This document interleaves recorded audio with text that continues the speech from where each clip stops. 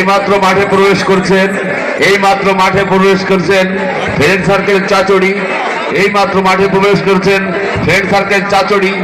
জাকির ভাই, জাকির ভাই আপনি আপনার দল নিয়ে মাঠে প্রবেশ করেন, আপনি আপনার দল নিয়ে মাঠে প্রবেশ করেন। আপনাদের খেলা দেখার জন্য মনা, আপনারা ধৈর্য ধরেন।